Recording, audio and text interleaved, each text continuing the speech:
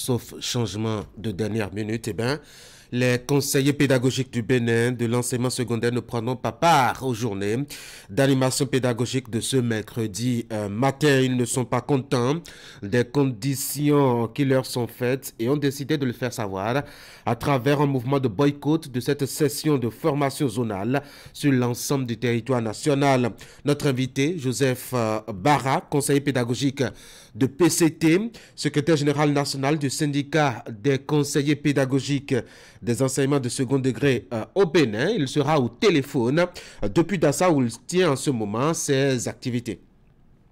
Notre premier sujet de débat va s'intéresser aux politiques possibles pour l'entretien des espaces et places publiques au Bénin. Il y a un constat qui est évident. Les places publiques sont très mal entretenues et rapportent très peu de devises aux communautés locales. Alors, imposer des conditions spéciales va-t-il soustraire à cet abandon dont sont l'objet les places publiques? Nous ouvrons le débat. Tout à l'heure, notre premier sujet va justement s'intéresser à ce mouvement de boycott annoncé par les conseillers pédagogiques des enseignements du second degré.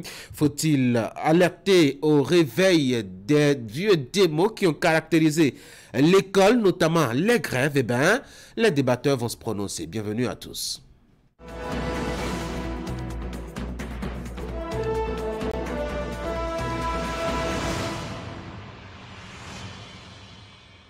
Voici la une des journaux chez vous ce matin. On commence par Fraternité, libération des espaces publics à Kokokodji, c'est dans la commune d'Abomey-Calavi.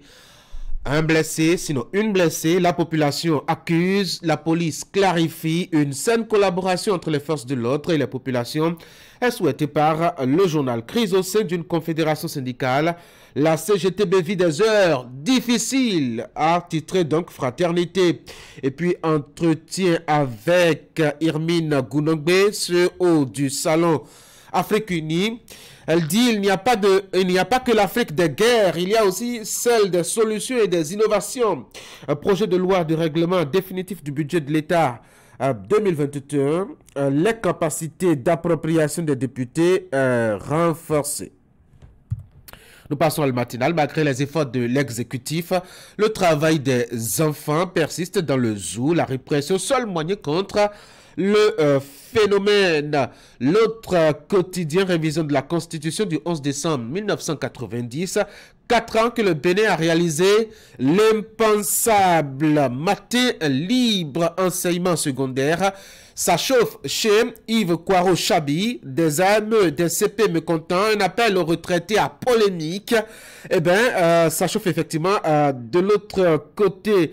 Acte de clémence du chef de l'État, qu'est-ce qui bloque la grâce présidentielle de 2023? Le matin, Assemblée nationale, question d'actualité au gouvernement. Face à face, ministres et députés, demain, jeudi, annonce le journal. Info matin ce matin, comme deux frères siamois dans un duel à distance, les hommes de Talon et de Yahi planent sur les présidentielles de 2026.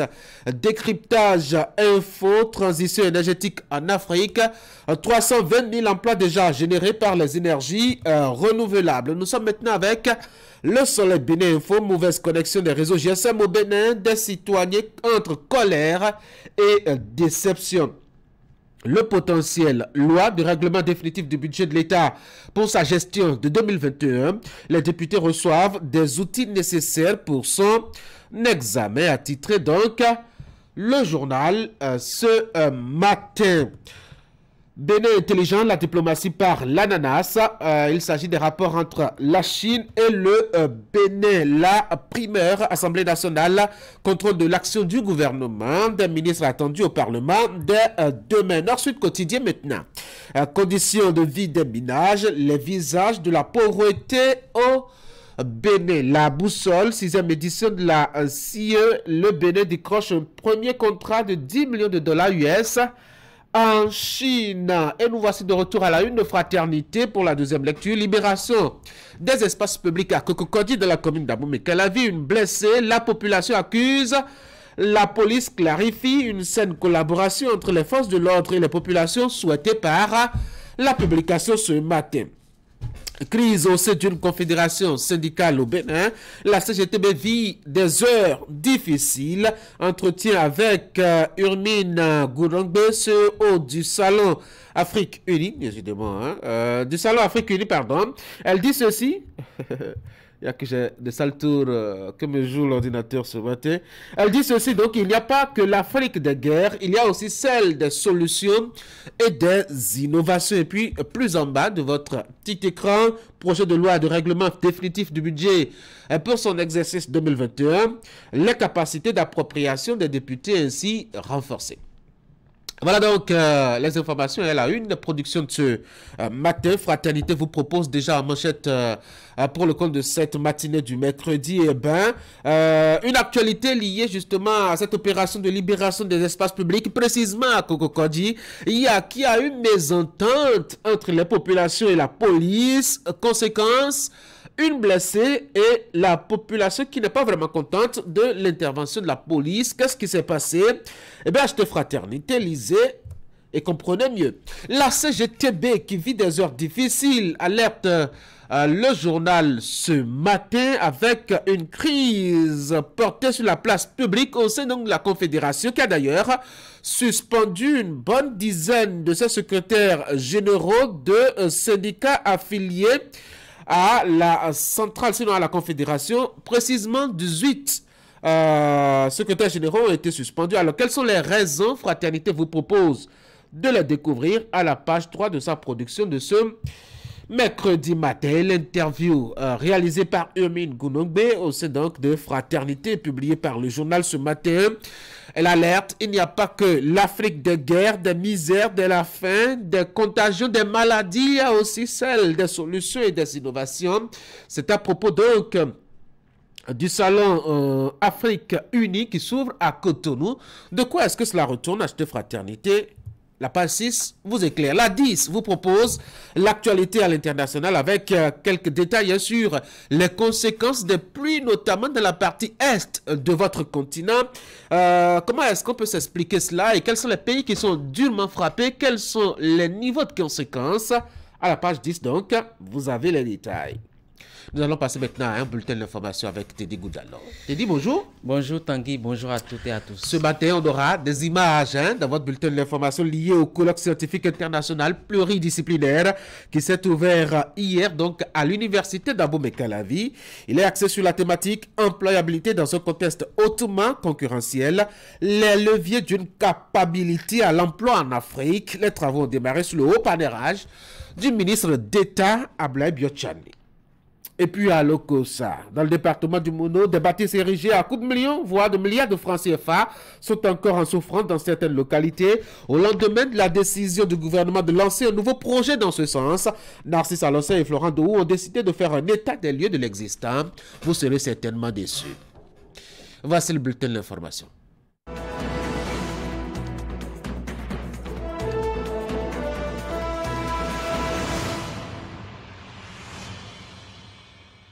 Nous vous embarquons juste à côté, précisément à l'université d'Abomey-Calavi, là-bas.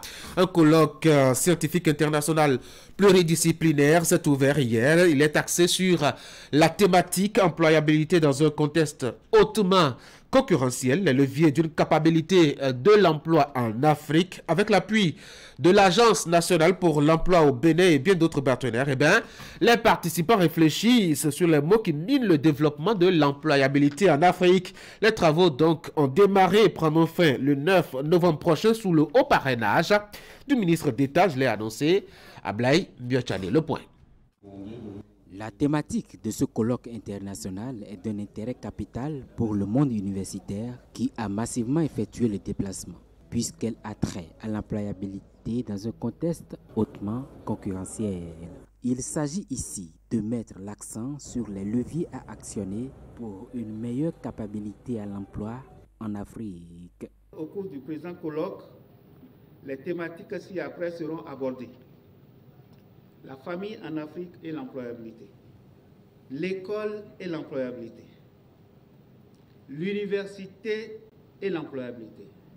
Nous mettons l'accent sur l'université parce que l'université est l'industrie qui produit les produits finis pour l'administration publique et pour l'animation de l'État. Ce colloque intervient dans un contexte de morosité économique où seule l'employabilité entrepreneuriale est l'issue tant désirée par les politiques afin d'atteindre les objectifs de développement escomptés. Vous comprenez donc qu'au même titre que la jeunesse africaine, les gouvernants placent dans ce rendez-vous scientifique un légitime espoir que la communauté scientifique réunie ici pour quelques jours d'intense réflexion n'a pas le droit de décevoir. À ce rendez-vous scientifique, il s'agira pour les participants de mener des réflexions sur les contraintes, les stratégies, les méthodes et approches novatrices relatives à l'emploi, aussi bien dans l'auto-emploi que l'emploi salarié. La rencontre est initiée par le Centre intercompétences de recherche et d'analyse en dynamique des organisations africaines et bien d'autres laboratoires de recherche. Les différents travaux d'éminents chercheurs que vous êtes feront œuvre utile. À ce sujet, je voudrais vous rappeler les principaux axes autour desquels s'articulent les grandes actions envisagées, tant à l'échelle nationale que continentale. Il s'agit d'améliorer l'employabilité des finissants du système éducatif, de réduire le sous-emploi et le chômage de longue durée. Il s'agit enfin d'améliorer les performances du cadre institutionnel, de gouvernance et de gestion du secteur de l'emploi. Je veux donc vous assurer la communauté scientifique du soutien du gouvernement pour ce qui se réalise dans le monde universitaire et qui concourt au développement. Les travaux prévus en présentiel et en visioconférence durent 72 heures à l'université d'Abomey-Calavi. Ils seront assortis de pertinentes recommandations pour un développement axé sur le défi de l'emploi en Afrique. La troisième session ordinaire du comité interministériel de pilotage de la politique nationale de décentralisation et de déconcentration s'est ouverte hier, mardi, Teddy Goudalan. Eh bien, Tanguy, les travaux vont permettre de faire le point d'étape de la mise en œuvre des recommandations issues de la dernière session tenue en juillet dernier. Les représentants des différents départements ministériels vont également adopter les rapports de suivi-évaluation de la PONADEC. L'agenda de cette session a été évoqué en ouverture par le directeur de cabinet du ministère de la décentralisation et de la gouvernance locale. Émile Nolofon est également le président du présidium de ces travaux. On l'écoute. La présente session fait suite à celle tenue dans cette même salle le 27 juin 2023, à l'issue de laquelle des recommandations ont été formulées. Au nom de celle-ci, figure la recommandation dont la mise en œuvre conduirait à l'adoption du document de la PONADEC par le gouvernement. Au regard des diligences effectuées dans la conduite de ce dossier, depuis la précédente session jusqu'à ce jour, je voudrais informer que la communication portant approbation de la PONADEC a été transmise au secrétariat général du gouvernement pour adoption par le Conseil des ministres. C'est l'occasion de saluer tous les efforts consentis par les différents acteurs impliqués dans ce dossier pour l'atteinte de ce résultat. Il est attendu de vous l'approbation de tous les documents, rapports, études réalisés ou élaborés dans le cadre de la mise en œuvre et du suivi et évaluation de la PONADEC. À cet effet, il sera soumis à votre appréciation au cours des travaux de cette session le point des activités réalisées ou en cours de réalisation dans le cadre de la mise en œuvre du PTA 2023 du secrétaire permanent du CIP PONADEC au titre du 3e trimestre. Ensuite, seront soumis à votre appréciation les résultats issus des travaux d'élaboration du rapport 2022 sur l'état de la gouvernance locale au Bénin. Par ailleurs, un point sur les travaux réalisés dans le cadre de l'actualisation du guide méthodologique d'élaboration de l'IGL et de sa plateforme est également inscrit à l'ordre du jour de la présente session. Au Bénin, les logements sociaux laissent encore un goût très amer. Des bâtisses érigées à coût de millions et même de milliards de francs CFA sont encore en souffrance dans certaines localités. Le cas de l'Okossa dans le département du Mono est souvent cité en exemple. Et au lendemain de la décision du gouvernement de lancer un nouveau projet dans ce sens, nos collègues de l'antenne régionale Mono-Koufo sont allés faire le constat de ce qui est en attente. Logements sociaux, expérience très amère. De la parole au constat sur le terrain, le parallèle est saisissant. Nous sommes à la sortie nord de l'Okossa en allant à Wedemeadja. Ici, c'est un des 2 sites de la ville où les logements sociaux ont été érigés au début des années 2010. Je vois que c'est un peu déplorable parce que ce que moi je vois là depuis un certain temps, je ne peux pas dire que ce n'est pas bien construit. Bien construit ou pas, le sort réservé aujourd'hui à ces bâtisses tutoie la stupeur. Des bâtiments abandonnés et envahis par de hautes herbes. Il y a des fonctionnaires qui veulent de logement. Des gens qu'on envoie ici qui cherchent là où rester, ils n'en trouvent pas. On a même dit de mettre ça en vente. Les gens vont acheter. Ils ont encore refusé. Même si on disait 5 000 francs par mois ou 10 000 francs par mois, aujourd'hui, ce qu'ils allaient collecter, ce serait beaucoup. À peine un vol d'oiseau d'ici, l'autre site, toujours à la sortie nord de l'Okossa, mais vers la commune de Dogbo. Décor identique au premier, avec des bâtiments dans un état de délabrement très avancé. Personne n'est là, même si le citoyen accepte venir nettoyer et abriter, on commence par les renvoyer.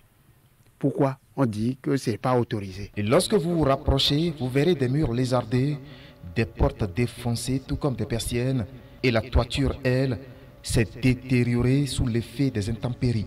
Le paradoxe, c'est que tous ces sites ont été viabilisés avec des réseaux d'eau et d'électricité. Logement social, c'est destiné normalement, disons, à des personnes à bas revenus.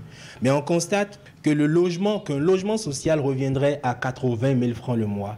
80 000 francs pour dans un pays où le SMIC est à 52 000. Si on parle de 9 millions ou bien 12 millions là, si moi je prends 12 millions en main comme ça, je peux acheter dans la même zone, en face de ça là, et construire un bon bâtiment, un beau bâtiment, et même, nous ne serons même pas. Des milliards de francs CFA d'investissement qui sont donc en agonie ici. La nature ayant horreur du vide, les reptiles s'y sont installés et les malfrats en ont fait leur repère. Même dans la journée, quand vous voulez prendre par là, il faut s'assurer qu'il y a des gens sur la voie avant d'être à l'aise. Sinon, si vous êtes seul sur la voie, vous risquez beaucoup.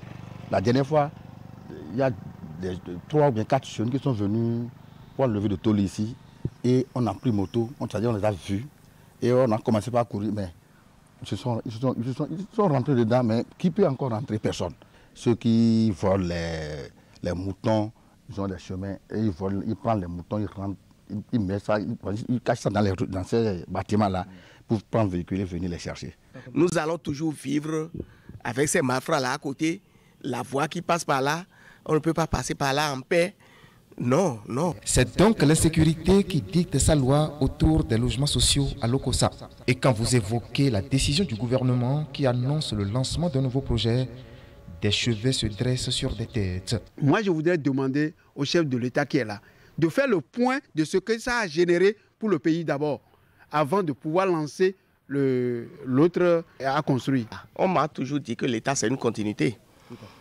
Mais moi, avec ces réalisations, je vois que l'État n'est pas une continuité parce que quand il y a, même quand les 2 présidents, ceux qui avaient fait ça, bien celui qui a fait ça et celui qui est là ne s'entendent pas, mais la population veut, ces logements-là, nous on veut. La continuité voulue pour l'aménagement de ces sites, érigés en 2009 avec beaucoup d'espoir, c'était autour d'un projet dénommé 10 000 logements. Aujourd'hui, le mince motif d'espoir est entretenu par un particulier qui a pris ici un seul de ces milliers de logements et y vit encore avec sa famille. Merci à vous, Narcisse Alosser. La commune de Kouandé fait face à d'énormes difficultés liées à l'accès des voies. Les différentes routes et ponts permettant d'accéder à la commune sont impraticables et ceci en saison pluvieuse. Suivez ici les explications du maire de Kouandé. Nous sommes parfois des saisons pluvieuses, au cours de la saison pluvieuse, isolé des autres communes. Il est difficile d'accéder à Nati Tengou, le chef-lieu du département. Il est difficile de revenir sur le goudron en passant par Berni. Il est impossible de passer par Guilmaro pour aller à Kirou à cause du pont de Kankou. Il est également impossible parfois de joindre Peonko à cause du pont de Beba qui ne facilite pas l'accès. Donc de façon globale, la commune de Kouandé a d'énormes difficultés en termes de route. Peut-être à cause de l'étendue de cette commune, parce que ça fait 4600 km², c'est pratiquement, je m'amuse à dire que c'est les départements de Mono, de Koufo et de Cotonou réunis. Donc peut-être que je dirais que c'est normal que nous ayons assez de difficultés pour accéder, mais je trouve quand même qu'il y a une injustice qui ne dit pas son nom. Peut-être que le président Kérékou avait fait un tronçon et que Yaïboni avait fait un tronçon, peut-être que le chef de l'État actuel allait terminer le reste. Mais si rien n'est fait jusque-là, je pense qu'il y a une injustice. Mais il faut souligner que l'actuel gouvernement a déjà fait un grand effort en mobilisant les ressources qu'il faut pour le bitumage de l'axe Kouandé, Peonko, non, Kouandé, Nati Tengou, pour une distance de 43 km. Le marché a été attribué à l'entreprise Adéouti qui est déjà en train d'installer ses bases à Kouandé et à Nati Tengou. Donc c'est le lieu pour moi de remercier le chef de l'État pour cette décision louable et pour ce début de solution à nos problèmes. Mais le problème le plus criard actuellement, c'est le pont de Kankou qui a démarré ses travaux depuis plus de 10 ans sous le régime défunt et que jusque-là, nous y sommes encore sans pouvoir traverser ce pont librement.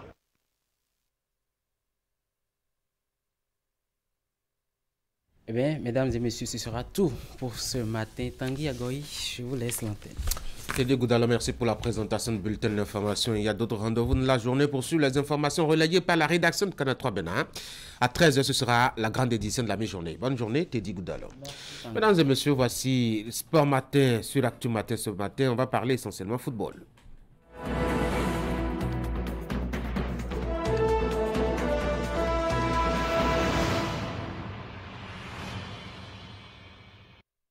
Et on va déjà commencer par les informations nous provenant de chez les Guépards du Bénin. Ali Mouni, bonjour. Bonjour Tanguy. On parle des Guépards, oui. Dans quelques jours, les Guépards seront donc du côté de l'Afrique du Sud pour affronter l'équipe des Bafana de l'Afrique du Sud, bien entendu, et puis celle du Lesotho. Et pour ces explications, comme temps pour donc, les éliminatoires de la Coupe du Monde 2026 qui auront lieu, bien sûr, au Mexique, au Canada et puis aux États-Unis. On sait qu'habituellement les sélectionneurs donnent une conférence de presse pour justifier leur liste. Ça n'a pas été le cas avec Gernot Rohr depuis la dernière journée FIFA. Coïncidence ou fuite de responsabilité, puisqu'il est question de défendre ses choix lors de ces conférences de presse aux médias, face aux médias à ce sujet. Voici ce que pensent quelques chroniqueurs sportifs sur le plan national. Vous savez, lorsque vous avez l'habitude de donner du miel à quelqu'un, il ne faut pas lui servir du citron. Ça fait vraiment mal. Et moi, je crois que c'est une mauvaise habitude parce que lors des récentes journées FIFA, il a envoyé également la liste de la même manière. Ce qui n'était pas très bien parce qu'on a découvert Warren juste dans la liste comme ici. Moi, je crois que Gernot Rohr, il a intérêt à revenir un peu sur son lugubre, je peux dire, son ambition lugubre de qualifier le Bénin pour la Coupe du Monde 2026. Je suis béninois, je serais fier d'être du côté de Mexique, Canada, États-Unis 2026. Mais je peux le dire, on n'a pas encore une équipe. On Moi, personnellement, je m'attends à ce que Gernot Rohr fasse ce hold-up-là pour la presse béninoise. Vous savez, il est dans une période de méfiance totale, il est dans une période de crise, si je peux me permettre de le dire, parce qu'il s'est mis trop tôt la pression à son arrivée. Il a dit je vais chercher le Osimhen béninois. Dans le championnat, le Bénin à côté du Nigeria, il y a beaucoup de Yoruba. Nous allons nous qualifier pour la Coupe du Monde. Et patatri, patatras, monsieur est incapable d'offrir ne serait-ce qu'une seule victoire pour le peuple béninois en 6 confrontations. C'est énormissime. La dernière victoire du Bénin remonte au 11 novembre 2021. Ça fait donc 2 ans que le Bénin n'a plus jamais gagné. Et sous Gernot Rohr, ça fait 6 matchs avec 0 victoire pour lui. 0 victoire, donc 4 défaites et 2 nuls, 7 buts marqués, 9 buts encaissés. Ça montre combien la tâche lui a été compliquée et difficile. Et quand vous parlez de cette conférence de presse de Gernot Rohr, je profite donc de ce canal pour lancer un appel au ministre des Sports. Parce qu'on a compris ici que fait seulement confiance à la fédération, on ne va pas y aller. On a besoin de la décision politique et qu'elle soit forte.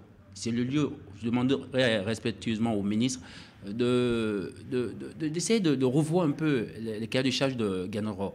Qu'on ne lui mette pas de pression sur la qualification de la Coupe du Monde. Qu'on puisse oublier ça pour construire, préparer, comme le Niger l'a fait, préparer une équipe qui va se qualifier pour la CAN 2026. Allez, Gernot Rohr a publié la semaine dernière, c'était donc une liste de 25 joueurs sur la plateforme de la Fédération béninoise de football. Dans les buts, il y aura donc Sartini Alagbe, Marcel Dangenou et Sergio Bassa au niveau de la défense. Il y a donc Cédric Ontondier, Rodrigue Fassinou, David Kiki, Rachid Moumini, Tamimou Horou, Johan Roche, puis Rabiou Sankamaro, Mohamed Tidjani, Olivier Verdon. Au milieu de terrain, Matteo Arlenvi, Cécile Amida de Dodoko, Prince Ricardo Dossou, Imoran Hassan, Rodrigue Kossi, Junior Laïtan, Servier Soukou, Steve Mounier au niveau de l'attaque, Chabel Gomez, Jodel Dossou, Andreas Ontondier, Steve Warren Traoré. Voici donc la liste publiée par Gernot Rohr. Sur cette liste, vous l'avez constaté, il y a donc 5 locaux sur la liste avec 3 retours dont Soukou, Fassinou et Gomez, sans oublier la nouvelle pioche Warren Traoré qui sera bien sûr de la partie. Alors face aux 2 prochains adversaires, au vu donc des dernières performances des Guépards, a-t-on une chance de réaliser des succès? La question, nous l'avions posée également à nos confrères et voici l'analyse qu'ils s'en font. Quand vous regardez cette liste, vous allez voir qu'il a une nouvelle fois encore fait confiance à la jeunesse. L'équipe a été rajeunie. Il a fait confiance à 5 locaux. Maintenant, parlant de ce rajeunissement, à un niveau, ça cloche. Parce que quand je note l'absence de Youssouf Assogba, c'est vrai qu'il est en grande difficulté dans son club à Amiens, qui ne joue presque pas. La dernière fois, c'est vrai, il a joué 10 minutes. Mais il fait appel à Rodrigue Fassinou, certes, qui a fait une énormissime saison dernière, 2023, de 2022-2023, mais cette saison, Rodrigue Fassinou est en dedans à l'image de son équipe, Loto Popo, et qui a déjà 27 ans. Si vous observez bien le football béninois, et tactiquement parlant, vous allez voir que c'est les binationaux qui sont les meilleurs. Parce qu'ils sont passés par le moulin à fabrique. Depuis 3 ans, ils sont en train de jouer au football. Et ici, ce n'est pas le cas. Vous comprenez? Donc ça, il y a cet écart, ce gros fossé entre les joueurs formés ici au Bénin et les joueurs qui viennent d'ailleurs. Alors, vous savez, je l'ai dit tantôt, on a des individualités. Et aujourd'hui, moi, je suis fier d'avoir Steve Mounier dans cette équipe, d'avoir Tosin Ayegun et d'avoir également Andreas Ontondier, qui est l'un des attaquants en nette progression en ce début de saison. Donc, vous comprenez aisément avec moi qu'en défense, le Bénin a un gros problème. Parce que je dis, on ne sent pas réellement le registre dans lequel joue Gernot Rohr. On se pose la question de savoir, est-ce qu'il a vraiment les joueurs pour le système de jeu qu'il présente? Parce qu'on a vu les 2 derniers matchs amicaux, vous allez voir qu'il n'y avait rien. Dans le fond, c'était 0. C'était 0, il faut avoir le courage de le dire, c'était 0. Il n'y avait rien dans le fond de jeu. Donc, partant de là, c'est pratiquement les mêmes joueurs qu'il a convoqués. Vous avez parlé des retours. Les retours, c'est Sébia Soukou. Le retour, c'est Chabel Gomez et Rodrigue Fassinou, qui est revenu, le latéral droit de Loto. Il y a longtemps, nous avons gagné face à une équipe sud-africaine qui est en forme, qui se prépare depuis longtemps pour les échéances internationales. Ça va être difficile d'aller les battre à Johannesburg, vu que nous avons été incapables de battre Madagascar et la Sierra Leone. Ce n'est pas l'Afrique. Après, le football, ce n'est pas de la mathématique et les matchs mais ne se ressemblent pas. Maintenant, moi, dans le fond, je ne demande pas grand-chose parce que quand vous voyez cette équipe d'Afrique du Sud jouer face à la Côte d'Ivoire, vous comprenez que c'est des gamins qui sont passés, qui ont grandi dans le temps. On a laissé un peu les vieux de côté, on a rajeuni l'équipe avec Mamelodi Sundowns et tous les autres. L'Afrique du Sud, c'est l'un des meilleurs pays en termes de football sur le continent, même si l'Afrique du Sud n'est pas souvent au rendez-vous dans le carré d'as ces derniers temps, mais l'Afrique du Sud reste une équipe à respecter.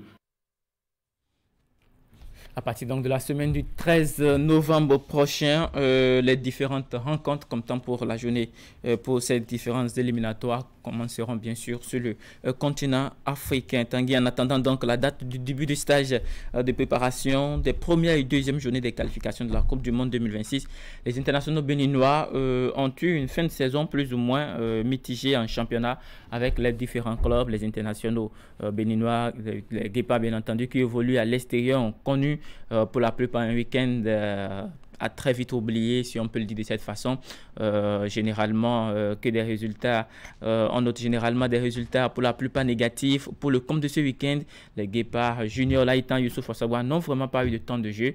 Andreas Rontonji reste le seul joueur béninois à l'étranger qui a pu trouver le chemin des filets ce week-end. C'est sur cet élément réalisé par Candide Mourinto.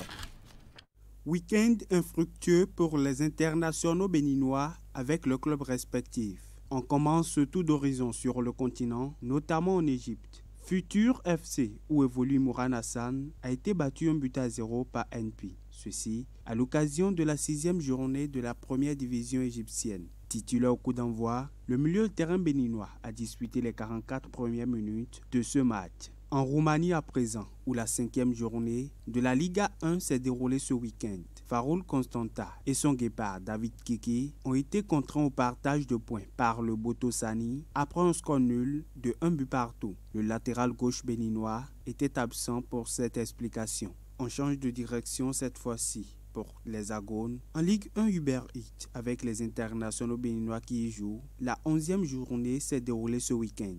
Le stade brestois de Steve Mounier a été dompté en déplacement à Monaco par un score de 2-0. Titulaire au coup d'envoi, l'attaquant béninois a disputé 73 minutes de jeu. Le FC Lorient, où évolue Tosin Aegun, et le RC Lens se sont séparés sur un score nul et vierge. Blessé au cours de la précédente journée, Tosin Aegun n'était pas de la partie. On reste en France, mais cette fois-ci, en division inférieure. En Ligue 2 BKT, c'était la 13e journée qui était au rendez-vous ce week-end.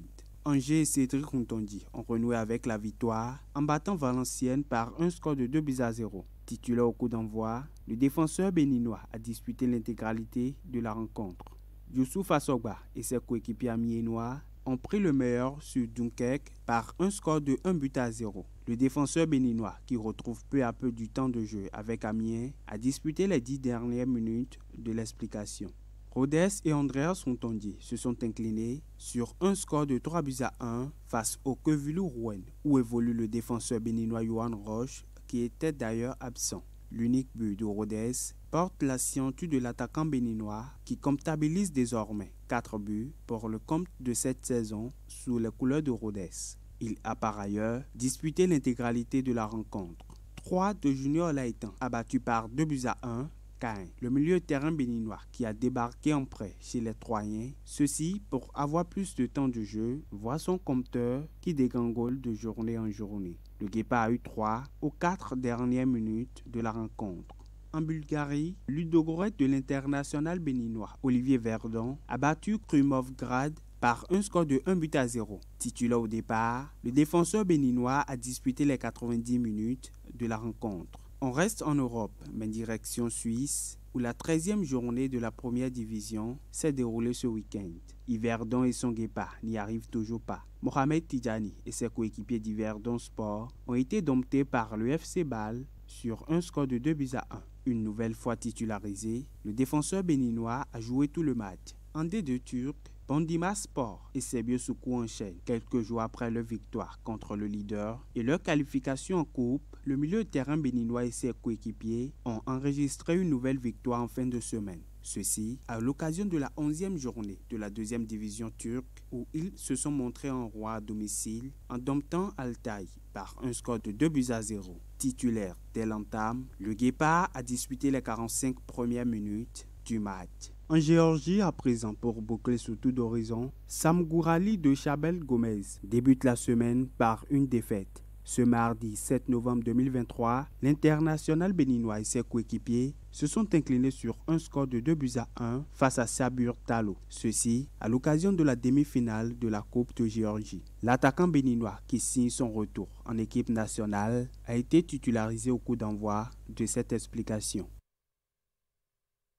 Allez, on change de registre. Cette fois-ci, on va parler Ligue européenne des champions. La 4e journée a démarré depuis hier. Shakhtar Donetsk était donc à domicile face au FC Barcelone.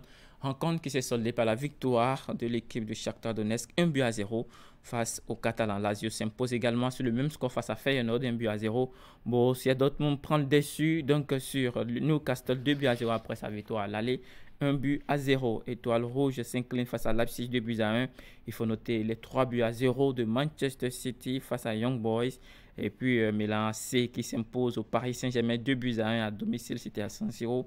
Atlético Madrid lamine son adversaire de Celtic Glasgow, 6-0. Et pour finir, la victoire de FC Porto, 2-0, c'était face à Antwerp pour le compte de ces rencontres de la 4e journée. Tanguy, il y avait donc par rapport à cette explication de Manchester City, Erling Haaland qui avait promis relever le défi, c'était donc de choisir la célébration de Didier Drogba ou de Gary Lineker, l'ancien attaquant et aujourd'hui journaliste international anglais. Mais finalement, sur les images, vous voyez la célébration aile de pigeon de Didier Drogba, repris donc hier soir par Erling Haaland, après donc l'inscription de son but sur penalty. Très beau. Ouais. Alors, la suite, c'est donc ce soir pour les rencontres de la 4e journée. Real Sociedad sera à domicile face à Benfica à partir de 18h45. Naples affrontera Union Berlin à la même heure. À 21h, Copenhague accueillera Manchester United. Salzbourg sera l'adversaire à jouer de l'Inter. Le Bayern jouera contre Galatasaray.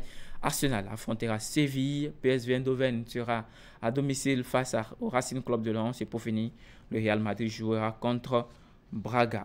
On va passer donc au football féminin pour terminer avec la Ligue des champions féminines de la CAF qui se déroule donc du côté de la Côte d'Ivoire depuis donc ce début de semaine. Atlético d'Abidjan affrontera GKT Queens de la Tanzanie pour le compte de la 2e journée. Au niveau du groupe A, c'est donc les affiches du jour. Rencontre bien entendu ce 8 novembre 2023. Et pour finir, Mamelodi Sundowns Ladies sera l'adversaire du Sporting Club de Casablanca, l'équipe du Maroc. Voici les affiches Tanguy de cette journée pour le compte de la 2e journée. Permettez cette redondance, bien entendu, de la Ligue des champions féminines de la Confédération africaine de football. Et c'est tout pour Sport Matin. Tanguy. C'était assez riche le menu de Sport Matin ce matin, même si cela s'est focalisé sur, je dois dire, le football essentiellement. Merci. Bien entendu, et d'autres rendez-vous à prendre, bien sûr, la 4e journée, la 5e journée du championnat national. Merci beaucoup à vous, Ali Moumouni. Vous passez une très bonne journée. Mesdames et messieurs, notre invité au téléphone a déjà décroché notre appel.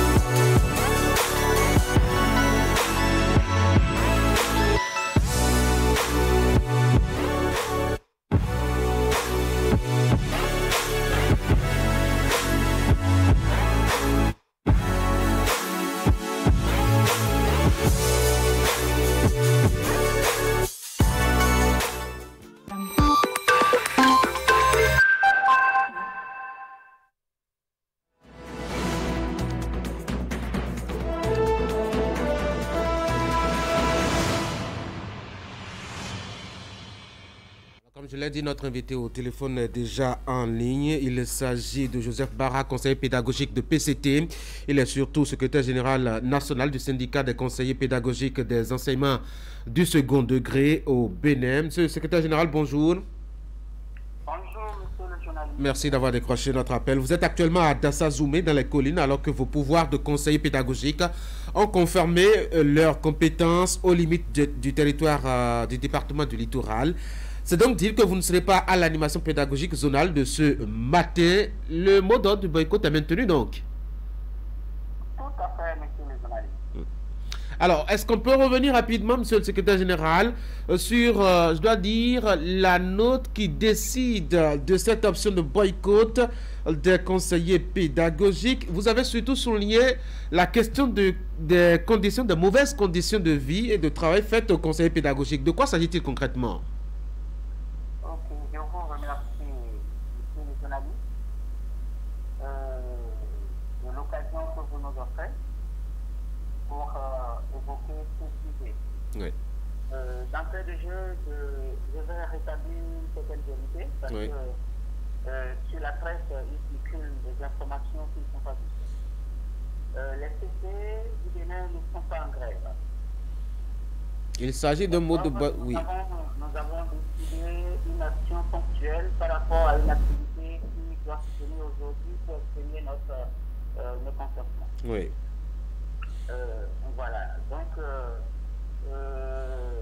le corps des CP est créé par le décret 592 portant statut particulier des personnels de l'enseignement secondaire le 25 décembre 2015. Donc, ça veut dire que depuis les indépendances jusqu'en 2016, ce corps n'existait pas. Alors, donc, ça veut dire que tout est à faire pour que ce corps puisse prendre sa lettre de noblesse dans notre système. Oui. Nous avons connu plusieurs ministres qui ont passé par notre ministère, chacun a fait ce qu'il a pu. Et celui qui est là actuellement, nous le félicitons, nous le remercions parce que c'est un homme de dialogue. Hein, nous l'avons connu et il nous a toujours écouté. Au début de qu'il a pris fonction, c'était un peu difficile. Mais le 5 octobre dernier, il nous a reçus et d'importantes décisions ont été prises. Mais malgré cela, vous avez décidé de boycotter actuellement l'animation pédagogique. Alors pourquoi est-ce que vous y allez comme cela? Voilà, je suis allé. Je voulais poser les jalons en fait. Oui. Donc, le 5 dernier, on avait lancé un mouvement de boycott. Et rapidement, il nous a reçus. Oui. Et des décisions ont été prises pour démarrer une série d'actions allant dans la résolution d'un certain nombre de problèmes que nous connaissons dans le secteur. Mais force est de constater que ces décisions-là ne sont pas mises en pratique depuis un mois. Et la chose vraiment n'a plus, c'est tout le système qui en pâtit. Et ce n'est pas bien. Dites-nous concrètement, oui, quelles sont les décisions prises et pourquoi, enfin, qu'est-ce qui n'a pas changé, oui. Merci beaucoup. Il y a que le décret qui a créé le corps a mis les balises pour mettre en formation toutes les catégories d'enseignants qui jouaient le rôle du conseiller pédagogique. Mais depuis 6 ans, il y a des difficultés. Alors, une première vague a été formée et beaucoup de camarades, au nombre de 98, sont en rade et attendent leur formation. Et ceux qui sont formés, leur acte de reclassement ont commencé à sortir, mais on attend toujours, ça fait bloqué depuis un mois. C'est ça. Alors, ce qui fait que les conseillers pédagogiques ne travaillent pas dans les conditions optimales qu'il faut aujourd'hui. Et aussi les départs à la retraite. C'est ça. Monsieur le journaliste, oui. L'effectif des CP, pour ne pas dire les CP, le corps d'étudier le contrôle, l'effectif que nous constituons est dérisoire. Et Ça. les CP qui sont en activité réclament à être formés et ceux qui sont formés veulent prendre les moyens qu'il faut pour exercer leur métier dans les bonnes conditions. C'est ça. Et c'est ce que nous réclamons. Voilà. Mais votre corps, comme vous l'aviez dit, est en pleine construction. Pour une première alerte, vous avez quand même été reçu, comme vous l'aviez rappelé tout à l'heure, et les diligences avaient été promises en tout cas. Est-ce que vous ne mettez pas trop de pression là, d'octobre le 5 précisément, à novembre le 8, il n'y a que moi? Alors, non, pas du tout, parce que notre action, c'est juste pour cette journée. Oui. Et les autres activités de CP continuent. Absolument. Absolument. Donc, il n'y a pas que la PDS qui constitue l'activité d'un côté de la rue. Les camarades CP sont sur le terrain et même toutes leurs activités. Et seulement l'activité de ce matin qui nous n'aura pas lieu. Oui, mais comme vous savez très bien, les enseignants ont besoin d'être formés, d'être réorientés, etc. Donc, ces formations zonales sont importantes. Quand vous les boycottez, c'est la formation qui prend un coup. Bon, c'est une activité qui aura lieu, mais peut-être pas aujourd'hui. C'est un report, on peut le reporter, on peut le faire vendredi, on peut le faire la semaine prochaine. Il suffit que le minimum exigible que nous demandons soit satisfait. Alors, les autorités reprochent aussi... Nous ne sommes pas des rebelles de la République, monsieur le journaliste. Personne ne vous a parlé de... Nous sommes des patriotes et nous voulons mieux faire notre travail. Et il ne s'agit pas de réclamer seulement l'habitance, les émoluments, pas du tout. Nous voulons des meilleures conditions, le minimum pour faire le travail, et voilà, c'est tout. C'est juste une action ponctuelle pour ce matin, mais les autres activités continuent. Alors, vous avez fait une longue liste... Oui, vous m'entendez? Oui, je vous reçois. Vous avez fait une liste quand même de doléances. Aujourd'hui, quelles sont les priorités selon vous?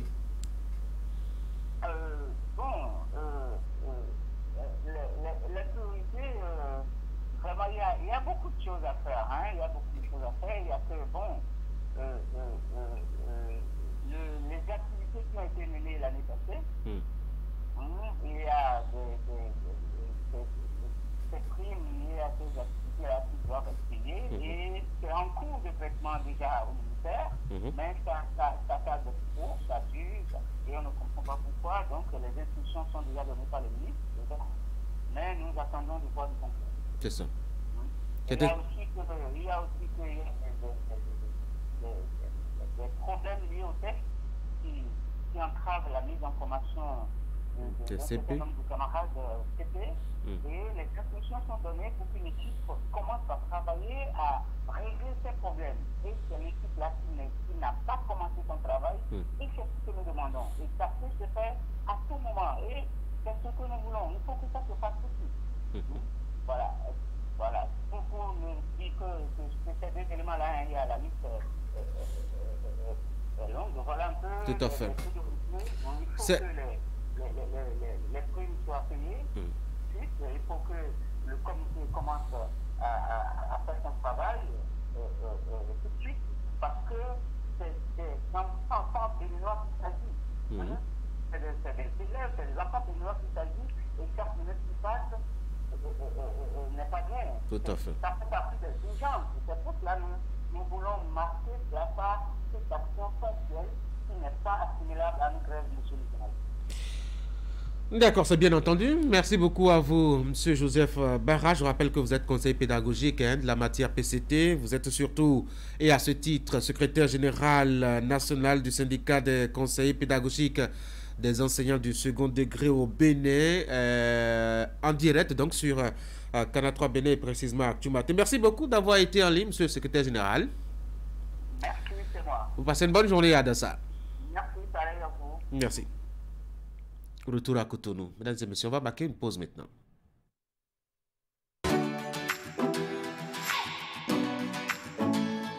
Fini avec les soucis de vol et intrusion intempestifs. Benin Tracking Security vous offre son système anti-intrusion, extrêmement efficace contre toute intrusion malveillante, muni de détecteurs d'ouverture et de mouvement. Avec notre anti-intrusion, vous êtes relié à notre salle de contrôle unique au Bénin, qui reçoit automatiquement l'alerte et diligente la riposte grâce à notre unité d'intervention rapide et aux forces de sécurité publique.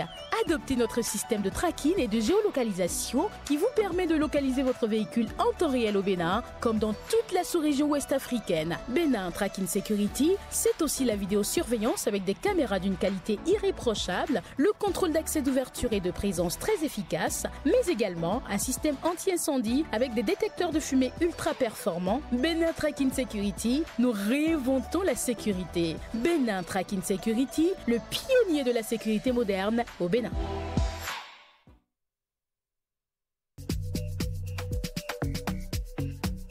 Allez, partagez le direct, partagez le direct. Zizi, tapotez l'écran. Eh,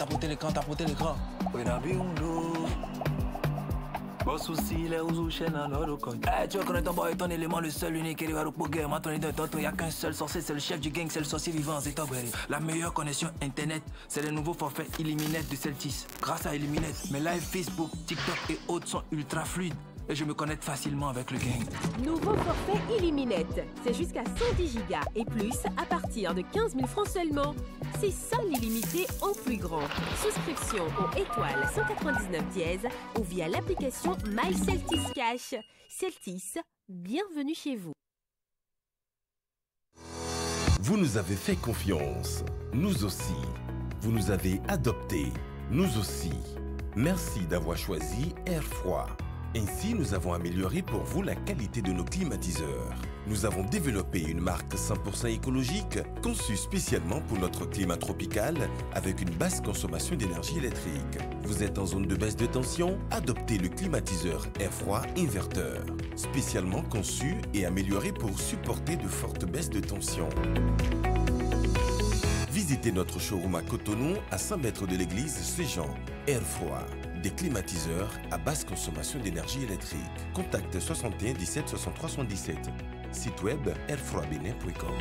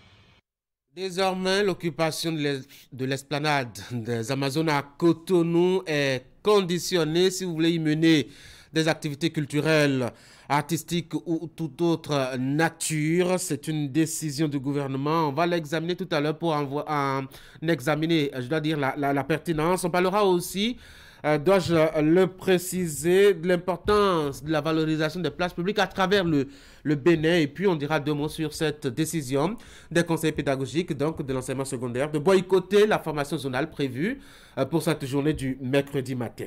Allez, les acteurs sont déjà là, en tout cas une bonne partie. William, bonjour. Franck, bonjour. Bonjour, Tanguy. Le gouvernement a décidé d'imposer de nouvelles conditions pour tenir les manifestations au pied de l'Amazone. Normal ou pas normal? Normal. Normal, je le dis d'emblée parce que ça draine du monde désormais. C'est une attraction qui ne dit pas son nom à Cotonou et au sud du Bénin ici en général. Il n'y a pas ce jour, même les jours ouvrés, où vous ne voyez pas quelques personnes à l'Amazone. Et vous voyez de plus en plus certaines initiatives qui y sont organisées de sorte à faire l'attraction. Vous avez par exemple le salon le salon de la diaspora étrangère, de la diaspora africaine à l'étranger en France, Afrique Unie justement, qui va se tenir là. C'est une attraction du moins touristique qui intéresse que ce soit les nationaux ou les personnes, et c'est une place pour les week-ends, pour le repos. C'est quand même aujourd'hui bien visité, qu'on le veuille ou non. Et donc, pouvoir, pas restreindre, mais organiser comment ça se passe, je pense que c'est une idée de sorte à permettre à tout le monde d'avoir une petite place à l'Amazone ou d'organiser, de sécuriser également le cadre, parce que avec une certaine affluence et dans ces conditions sécuritaires dans lesquelles nous sommes aujourd'hui au Bénin, je trouve qu'il y a matière à organiser. Oui. Oui. Normal ou pas normal? C'est normal, hein. Moi je pense que d'abord c'est de l'investissement qui a été fait là, et pour s'assurer du fait que c'est bien utilisé, l'espace n'est pas utilisé, que ça peut se dégrader d'ici à quelques années, il faut franchement organiser cela. Vous avez vu, lorsqu'on a érigé, on a aménagé l'espace, on a laissé du temps, chacun y va comme il peut. Peut-être qu'il y avait de petites démarches qu'on menait en termes d'information pour occuper cette place-là. Mais maintenant, on a dit il faut réorganiser. Je crois que c'est la plus normale des choses. Et mieux, c'est que ceux qui organisent des activités culturelles, c'est des gens qui ont peut-être des partenaires, c'est des gens qui ont des ressources pour lesquelles ils ont eu des partenaires qui ont financé telle ou telle activité, et ainsi de suite. Donc, c'est bien normal qu'en venant là, que l'on puisse s'assurer de ce que vous avez pris les dispositions sécuritaires.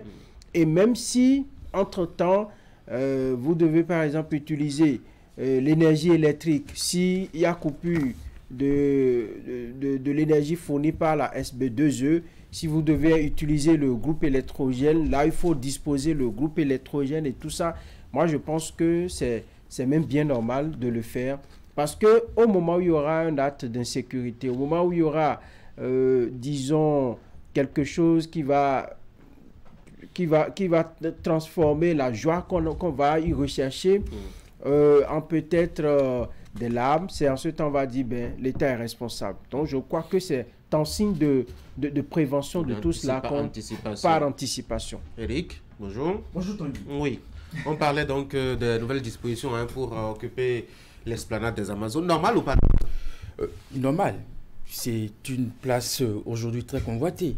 Je pense qu'il faut mettre en place une organisation qui permet à toute structure qui voudrait bien organiser des événements à ce niveau de pouvoir avoir accès. Il y aura forcément des critères en fonction de la nature de votre activité et de la qualité de votre organisation.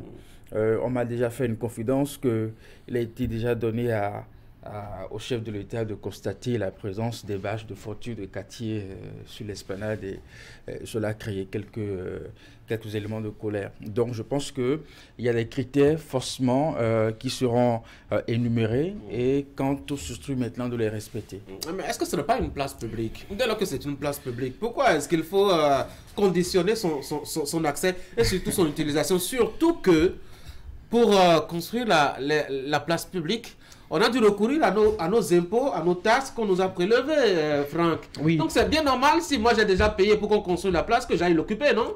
Oui, mais pas de façon anarchique où vous allez vous asseyez, vous ressortez comme vous voulez. Et on n'a pas dit aux citoyens de venir remplir de formulaires. On a dit lorsque vous voulez organiser des activités culturelles. Vous passez par le ministère de la Culture. Voilà, vous allez, il y a un lien qui a été donné. Vous allez, vous faites les formalités et on vous dit si oui ou non vous allez occuper en fonction de la nature de l'activité. Moi, j'ai pu suivre là des animations culturelles. J'ai vu des enfants danser, des jeunes esquiver des pas de danse et ainsi de suite. C'était beau à voir. Maintenant, s'il y a une organisation plus grandiose, telle que le concert donné par Angélique Kidjo, le concert d'Agodier qu'on a suivi en direct à la télévision, s'il y a des spectacles de cette envergure-là, c'est bien normal que l'État puisse avoir un œil sur ce qui se passe. C'est parce que c'est un espace public que l'État a davantage le droit de voir ce qui s'y passe. Si c'était un espace privé, quelque part construit à Calavi ou quelque part, l'État n'irait pas foutre son nez pour dire, écoutez, je veux voir ce qui se passe là. William, est-ce que ce n'est pas des impôts qui nous attendent en plus aussi, là, progressivement? Je vous vois venir. Vous savez, je n'ai pas bougé de mon siège. je vois vos idées venir. Ah, d'accord. Elles marchent à grands pas, au galop même. Vous savez, c'est normal. Quand on remonte à l'étymologie même du mot public, c'est de tous, c'est commun en fait, c'est nous tous.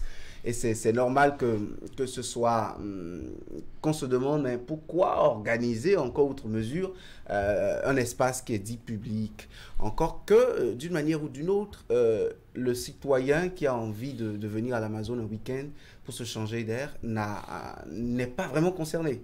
Absolument, il s'agit d'organisateurs. Il s'agit d'organisateurs. De manifestations. Et quand on parle de manifestations, on parle d'événements.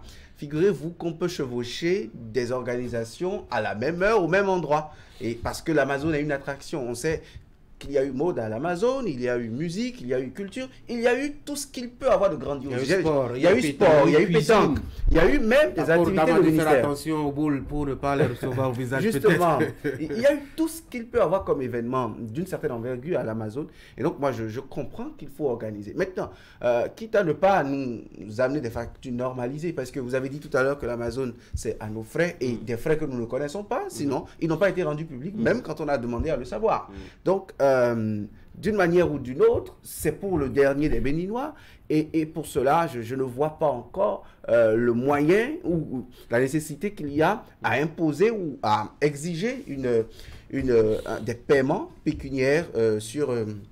encore qu'un paiement ne peut qu'être pécuniaire. Ça peut être en nature aussi. Hein. En nature aussi, d'accord. Donc, pour occuper l'Amazon, moi je pense que cette organisation aurait tout son sens si elle est strictement limitée au fait que pour un jour, on sache qui est là, à quelle heure et fait quoi, ou quand quelqu'un a envie de se positionner à une certaine heure, qu'on puisse lui dire, il y a un événement d'une plus grande envergure qui occuperait un certain nombre d'espaces, qui vous empêcherait, vous, d'avoir votre espace peut-être, quitte à ce que vous reportiez votre activité. Quand ce serait ça, ce serait bien. Mais au-delà, je pense qu'il y a matière à s'interroger. Oui, je pense que même si nous ajoutons le caractère paiement financier, cela ne ferait pas du mal à notre économie. C'est quand même de l'investissement public et c'est tellement que ça a été fait aussi pour que cette place puisse nous rapporter des devises.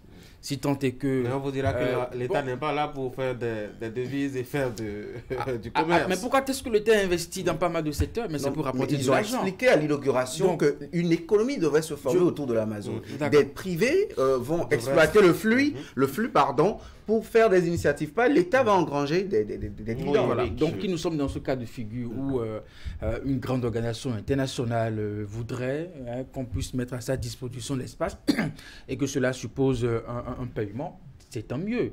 Maintenant, je ne pense pas que ça soit vraiment le cas dans la note que nous avions lue. Je pense que c'est surtout pour des questions d'organisation et de sécurité, parce que n'oublions pas, l'emplacement n'est pas du tout loin de la présidence. Est-ce que vous avez compris pourquoi est-ce que l'Amazon intéresse beaucoup de monde comme ça, alors qu'il y en a des places publiques? C'est pas ça qui manque à Cotonou. Il y a même une stèle quelque part, je crois le jardin de Mathieu, c'est Mathieu il s'appelle, hein? Je crois, ça n'attire pas grand monde. Pourquoi c'est la dame qui attire Oui, Franck. Vous avez vu les barres de fer qui entourent le jardin de Mathieu. Ici, c'est ouvert. C'est ouvert et tout le monde peut s'y rendre. Et disons que l'édifice est bien fait.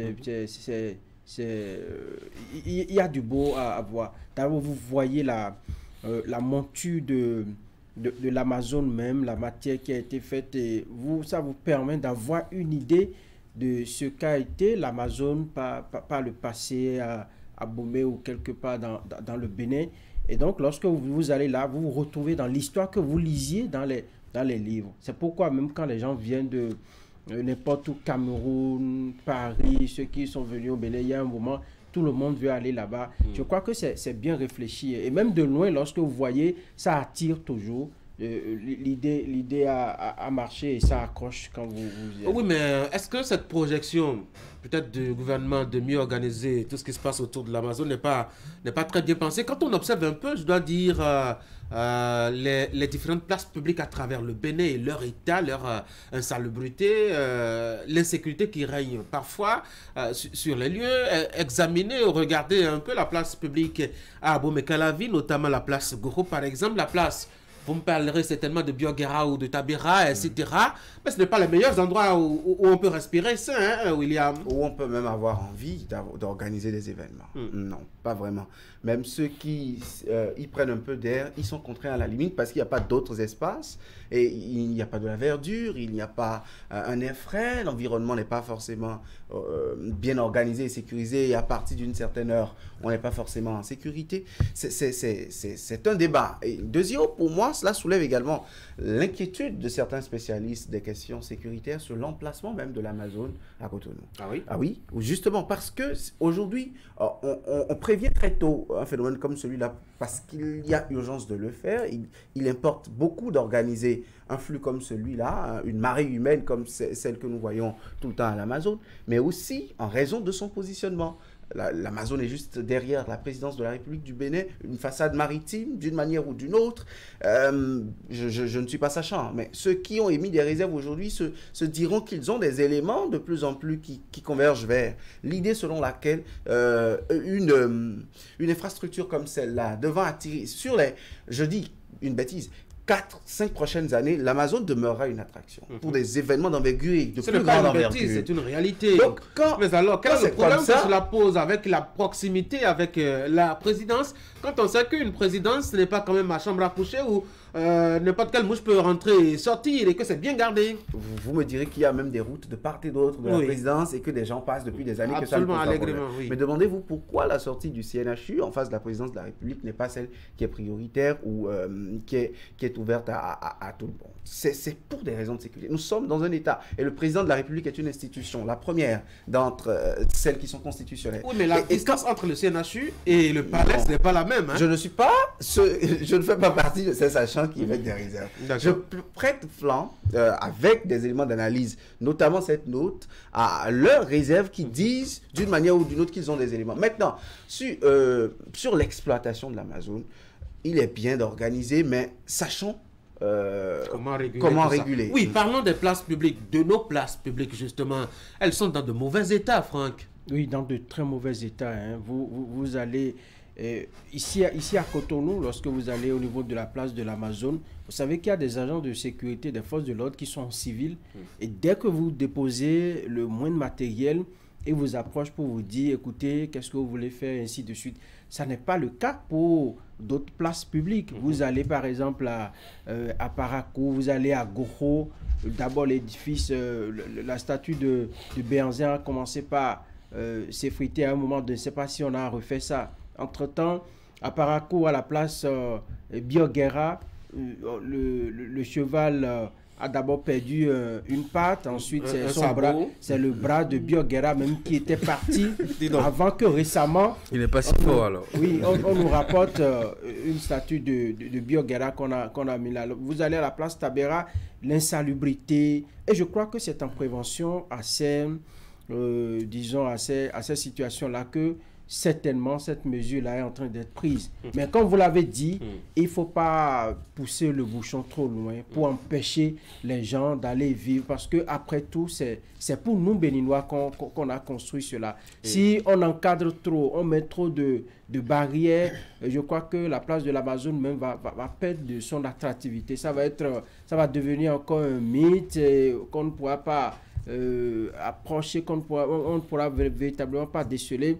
Ça va gâcher la fête, comme on le dit. Je pense qu'il y a un besoin forcément de retoucher, même de réaménager ces places publiques à l'intérieur de nos villes. On peut comprendre qu'à l'origine, ce sont des projets peut-être qui n'ont pas été bien pensés. Je ne sais pas si à la construction de la place Goro, c'était vraiment construit dans l'idée de recevoir des grands événements, un peu comme à la place de l'Amazon. Est-ce qu'on a pensé à un aménagement un peu comme ça a été fait ici? C'est peut-être pas le cas.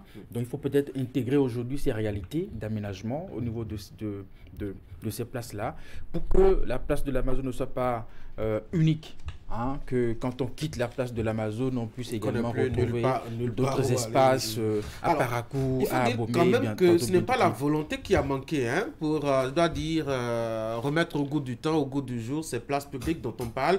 Quand on retourne aujourd'hui sur la place Goro à Abomey, il y a quand même un nouvel aménagement qui offre quand même, je dois dire, une meilleure vue, même si l'aménagement qu'on a fait n'est pas bien entretenu et que le système de jet d'eau a été abandonné, donc est dans un état de souffrance totale et ne fonctionne même plus, je doute bien fort. Mais comment est-ce qu'il faut faire alors pour rendre, je dois dire, attractives nos places publiques et surtout permettre à ce qu'il se développe autour une économie qui, ma foi, les rende beaucoup plus attractives, William? Je ne sais pas si les places publiques relèvent de la responsabilité des municipalités. C'est des communes, oui. Si c'est le cas, je pense qu'il y a matière au niveau des communes à élever légèrement les deniers publics à louer à l'entretien. L'Amazon, quel est son secret? C'est l'entretien. L'édifice, oui, mais c'est l'entretien, la finesse, la propreté qu'on y retrouve tout le temps en matière de gestion des déchets, en matière de réparation et de mise au propre après les grands événements. C'est tout. Je pense que ce serait, si c'est le cas un peu partout, ce serait bien. On ne nous dit peut-être pas combien on dépense, mais c'est coûteux que d'entretenir une infrastructure comme celle-là. Mettons-y un peu de moyens également au niveau de nos autres places publiques et notamment d'autres places publiques de Cotonou. L'Étoile Rouge ne vous plaît pas quand il pleut à Cotonou, pas du tout. Les nids non plus. Je n'ai pas envie d'aller à l'intérieur du Bénin, ce serait pire. Et donc, quand c'est comme ça, je pense qu'il faut allouer un peu plus de fonds et y veiller. Pourquoi pas?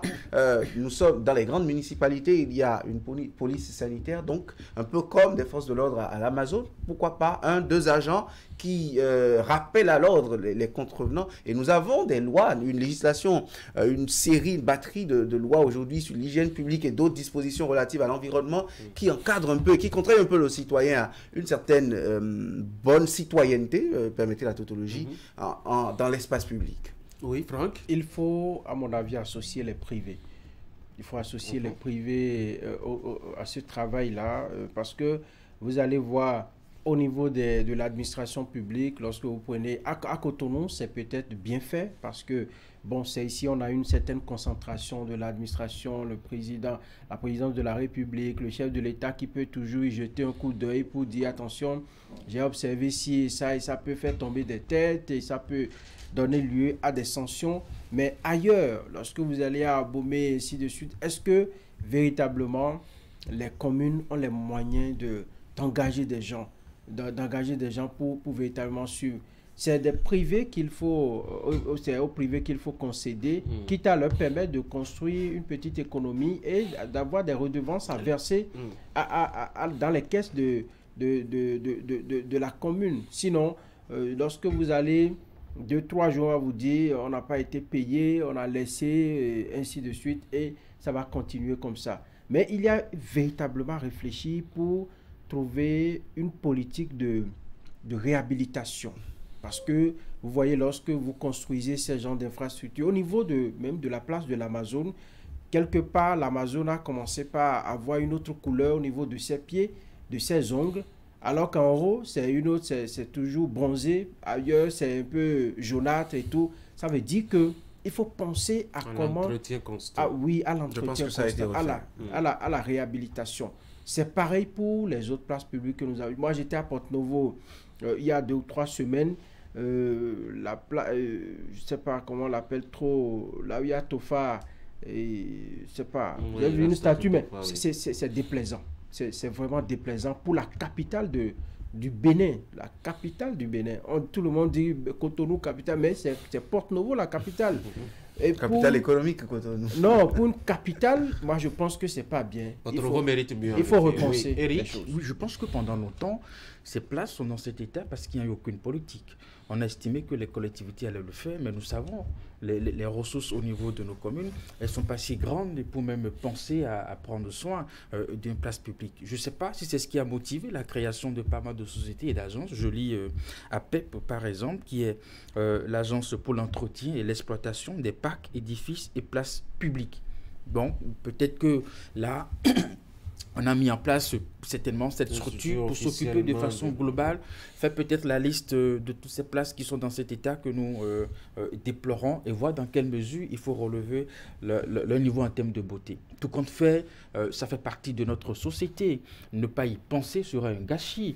William a donné des exemples, même ici à Cotonou, place Lénine et bien d'autres places sont dans un état que nous n'apprécions pas du tout. Je pense qu'on va pouvoir trouver ce moyen entre peut-être l'agence et puis les collectivités. Voir dans quelle une mesure expérience avait été envisagée à Abomey, c'est de faire payer ceux qui ont envie de tenir des activités là-bas, et même la visite aussi, c'est-à-dire vous voulez faire une photo avec le héros national, et bien pourriez donner 50 francs ou 25 francs CFA. Même le semble que l'idée a été abandonnée parce que justement tout de suite les gens ont commencé à prendre leur jambes au cou et à passer très loin de la statue. Et même ceux qui y viendront, on n'a aucune traçabilité de la gestion des fonds engrangés. C'est tout notre mal. C'est pas déjà notre engagement que de payer un peu juste pour enfouler les classes de l'État et permettre aussi l'entretien des lieux. Si nous sommes si fiers du héros, si nous sommes si contents d'aller visiter les places, pourquoi ne pas débourser quelque chose quand même? Ça trahit l'esprit de la place publique, d'une manière ou d'une autre. Maintenant, quand l'administré sait que les COPEC qu'il dépose n'ont aucune suite chronologique aboutissant à quelque chose de concret, ou quand il le fait, un an après, il revient que le milieu est toujours insalubre, il n'a aucun intérêt à revenir, il n'a aucun intérêt à se cotiser ces petits sous comme nous les appelons, mais qui en vrai, avec le flux de riverains, il y a un certain nombre de montants. On a vu pour des tickets d'entrée dans des endroits de dragage de sable, des tickets de 100 francs, on a vu des montants en milliards chiffrés quand même. Donc, pour rien du tout, l'administré conscient, l'administré lucide n'a pas envie de contribuer à une destruction de l'économie locale. Je pense que l'idée de Franck sur les privés serait une bonne idée, viabilisée d'une manière ou d'une autre. Encore que, qui dit privé dit une certaine imposition de quelques petits, même si ce sont des miettes, de quelques petites miettes à payer pour pouvoir avoir accès. Mais ne trahissons pas l'esprit de la publicité de la place et ensuite travaillons à comment est-ce qu'on entretient pour préserver le cadre. C'est extrêmement important. Donc, je pense que si l'offre qu'on propose et qui voudrait, par exemple, qu'un citoyen puisse participer. Si aujourd'hui on demande même aux Cotonois de payer 100 francs pour visiter la place de l'Amazone, ils le feront. Parce qu'ils savent que l'État a mis les moyens de construire une place unique en son genre. L'espace est très joli, un aménagement qui franchement... Éric, pourquoi vous pensez que tous les musulmans... Non, c'est un exemple que je donne. Là, on a vu ce qui a été fait. C'est plaisant. Voyez-vous. Et donc, je pense qu'il faut partir donc du réaménagement que nous devons faire. Il faut franchement trouver les ressources pour réaménager ces espaces. Et vous verrez que les citoyens vont participer. Enfin, si tant est qu'on voudrait que chaque citoyen, pour une visite ou pour quelconque activité, participe, ils le feront. Mais quand vous voyez l'état dans lequel se trouvent ces espaces, ne demandez pas à un citoyen Franck, on va finir de venir. Ce sujet. Oui, moi je pense que il ne faut pas trahir l'esprit de place publique, empêcher les gens d'y aller, mais en même temps, il faut trouver la formule, le juste milieu pour avoir une politique qui puisse nous permettre d'engranger des ressources qui vont permettre à réhabiliter, à réorganiser les choses au niveau de ces places publiques-là. Parce que le plaisir que l'on prend à la place de l'Amazone aujourd'hui, ma foi, si on en arrive à nous enlever ce plaisir-là, franchement, c'est autant fermer, mettre les grilles pour que de loin nous regardions. Quand vous allez là-bas, 1, 2, 3 minutes, on a l'impression qu'on est allé déposer nos sacs de soucis là-bas. Quand vous ressortez, bon, avec les frais qui circulent et tout, c'est bien. Et il faut penser aux autres localités également, les autres grandes villes comme Cotonou, par exemple à Abomey-Calavi. Je ne sais pas véritablement si nous avons une place publique d'une telle envergure. Abomey-Calavi est une grande commune aujourd'hui, une commune à statut particulier, Parakou autant. Et donc, Abomey-Calavi n'a pas fini de régler ses problèmes. On a du boulot, c'est bien beau ce qui est fait ici, il faut l'entretenir, mais il faut penser également aux populations qui viennent, qui prennent le taxi de Malanville, 9 000 francs ou 12 000 francs, rien que pour venir voir l'Amazone. Un père de famille qui met du carburant, 80 000 francs dans son véhicule, qui prend sa famille, toute sa famille pour venir voir la grande Amazone qui est là. Donc, si vous enlevez tout cela, eh bien, ça va être... ça va pas être bien. On va passer à notre troisième sujet ce matin. On va s'intéresser un peu... Qu'est-ce que vous faites rire? Non, c'est la notion que nous avons du service public. Et je pense que ce que nous redoutons quand on parle, oui, espace public et place publique, que cela ne soit pas payante. Vous savez, quand vous allez à la Tour Eiffel, c'est une place publique. Vous avez des billets d'accès, selon que vous voulez aller à tel niveau d'étage, à tel niveau d'étage. Il y a des restaurants et puis et tout. Il y a une gradation, c'est pas pour le déni des citoyens qu'on taxe. Non, si l'État investit pour aménager un espace qui draine du monde et des touristes, c'est pas pour que ça soit du gratuit. L'État tient les ressources d'où? L'État tient les ressources qu'il investit. On peut trouver un moyen pour permettre aux concitoyens d'avoir un accès plus aisé, n'est-ce pas? Mais pour ceux qui viennent en visite, pour ceux qui visitent le Bénin. Juste pour faire photo, on a besoin de prendre des sous pour se faire les selfies. Mais comment le tourisme se développe? Le tourisme économique, comment ça se passe? Laissez le tourisme en paix. Merci comment beaucoup. Ça se passe On va en passer. Chine, pour le truc de muraille, de trucs là, mais ça se paye. Allez, l'actualité de la journée dans le monde enseignant, en tout cas, au niveau donc de l'école béninoise, c'est le boycott annoncé de la formation zonale prévu pour cette journée. Les conseils pédagogiques disent qu'ils ne sont pas bien traités, ils ne sont pas bien contents, ils ont décidé de ne pas se rendre au niveau donc de ces lieux de formation. Le courage vient de plus en plus, dirait-on, hein, William, après le vote Demandez à Franck, qui a reçu une figure de proue du syndicalisme béninois. Quand vous les écoutez, vous vous demandez si ce sont les mêmes acteurs que nous avions connus. C'était une parenthèse. Sur la question du boycott, ils ont dit, quand j'ai dit grève, ils ont dit niet. Oui, c'est pas une grève. Ils crient partout Que que c'est pas une grève. Mais vous boycottez une activité, c'est pas une grève. Ils ont dit que c'est pas une grève. Que ce n'est pas une grève, que c'est un boycott et que ils devraient le faire depuis la rentrée scolaire, mais qu'ils ont eu des garanties avec le ministre qui les a reçus en personne, les conseillers pédagogiques. Ils ont un certain nombre de revendications, notamment par exemple leurs actes de reclassement. Il y en a une vingtaine sur près de 200 conseillers pédagogiques. Quand, vous voyez, ça fait le 10e. En réalité, il y a matière à frustrer les enseignants. Quand vous passez à un grade dans la fonction publique, il faut qu'on tienne compte justement. Et quand ce n'est pas le cas, il y a de quoi être frustré. Ils parlent de mal-être pédagogique. Je ne sais pas ce qu'ils y mettent, mais quand j'entends mal-être, j'ai une idée de ce à quoi. Peut-être les équerres, la boîte de crème. Pas du tout, pas du tout. Ce n'est pas la mal-être pédagogique. Parce que quand je vois la mallette de l'agent de sécurité, je m'imagine des pistolets, des balles. Donc si c'est un enseignant, j'imagine qu'il a beaucoup de... Votre imagination manque d'un peu de réalisme, selon moi. Il parle des primes non payés en tant que conseiller. Pour eux, au titre de conseiller pédagogique depuis l'année dernière, ils parlent des heures supplémentaires également. Et moi, je pense que d'une manière ou d'une autre, les langues se délient parce que cette formation, ils la font ensemble avec les inspecteurs. Si les inspecteurs ne sont pas dans le mouvement et que ce sont eux, conseillers pédagogiques exclusivement, qui y sont, c'est que d'une manière ou d'une autre, ils veulent montrer qu'ils sont fâchés. Et c'est une manière, disent certains, de rappeler à l'autorité ses engagements pris en début d'année scolaire pour que l'autorité, justement, pour que les promesses ne demeurent pas lettres mortes, en fait. Franck? Mais moi, je veux croire que les conseillers pédagogiques ont pris toutes les dispositions, hein. Sinon leur comportement peut être qualifié, requalifié selon la loi et l'esprit de la loi. Parce que là, on les a invités à une importante activité et ils n'y sont pas. C'est un boycott, c'est pas une grève. Bon, moi, je n'ai rien dit. En tout cas, on peut qualifier et requalifier. Ce qui est sûr... Encore même si c'est une grève, je crois qu'ils ont droit à 10 jours au moins. Non, ça ne fait même pas un par mois. Mais si aujourd'hui, boycott, déjà, on ne les voit pas en activité, ça veut dire qu'ils ont déjà grignoté... Donc, ils n'ont pas déposé de motion de grève. Bon, voilà, c'est un peu délicat. Moi, je pense qu'ils jouent un peu la carte de la prudence. En même temps, ils sont en train de réclamer de meilleures conditions de travail. Et je suis heureux, particulièrement heureux, que ça commence par eux, parce que les enseignants également souffrent de tout ce dont ils parlent là.